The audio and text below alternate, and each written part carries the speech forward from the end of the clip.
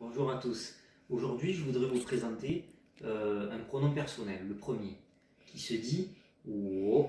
Je viens de l'écrire au tableau. Pour gagner un peu de temps, je vous ai noté déjà les différentes significations, mais je vais vous les expliquer. Alors, oh, W-O, troisième ton. Oh, voilà la prononciation. Alors, au niveau de ces différentes significations, premièrement, ça veut dire je, puisque c'est un pronom personnel. Ça veut dire également moi, si vous dites oh. Vous venez de remarquer ce que je viens de faire au niveau du geste. Je n'ai pas fait comme en Occident ou dans différents pays. Oh. Nous, en général, on fait ça pour se présenter. En général, c'est vrai que les Chinois, quand ils essaient de parler à un étranger et qui se disent est-ce qu'il va comprendre ma langue, ils vont plutôt faire ce geste. Oh. Ils vont mettre le doigt sur le nez. En fait, ils ne montrent pas leur nez, hein. Ils montrent le milieu de leur visage pour montrer en fait qu'ils montrent vraiment leur visage pour se présenter. Donc, ne soyez pas étonnés par ce geste. Donc, ça veut dire moi, oh, pour se montrer. Ensuite, bien sûr, ça veut dire je. Mais ça veut dire aussi me et M apostrophe pour les verbes pronominaux. Je m'habille, je me nomme. Tous ces verbes-là qui n'existent pas en chinois. En fait, par exemple, pour dire je me lave, ça va être wo, je, et laver, shiza, tout simplement. Pour dire je me nomme, on le verra plus tard dans une leçon sur les noms et prénoms, on va dire wo, je, xing, se nommer. Et on verra que c'est fantastique en chinois, il n'y a pas de conjugaison.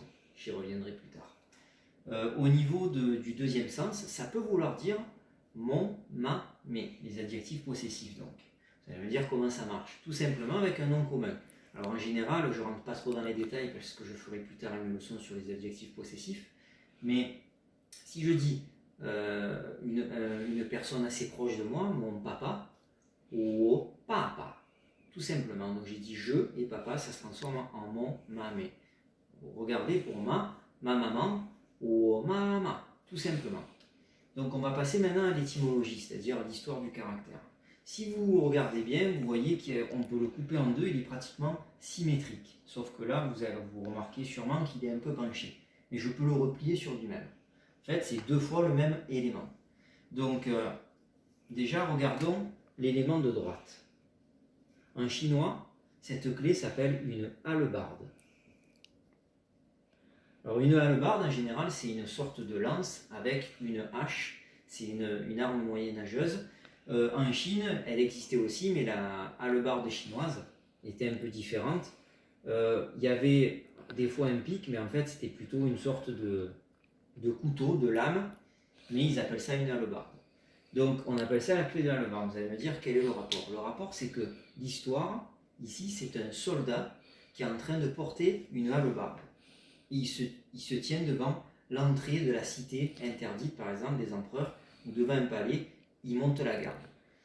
Et il est dos à dos avec un autre soldat qui tient également une hallebarde, sauf qu'en plus de ça, le fait qu'il y ait deux soldats qui montent la garde, on peut ici déterminer une autre clé qui est connue, donc en enlevant cet élément, qui est en fait la clé de la main.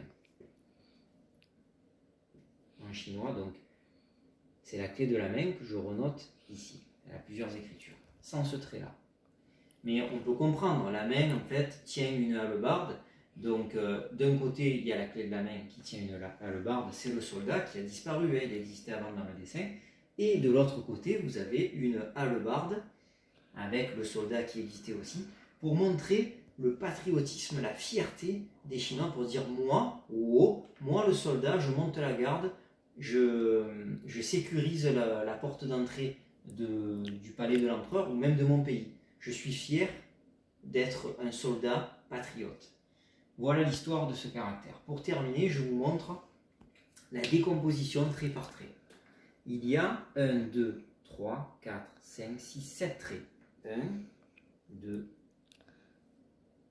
3, 4, attention, il faut remonter, je vais vous dire pourquoi. 5 en le penchant un peu. 6 en redescendant comme ça de ce côté, vous allez voir pourquoi.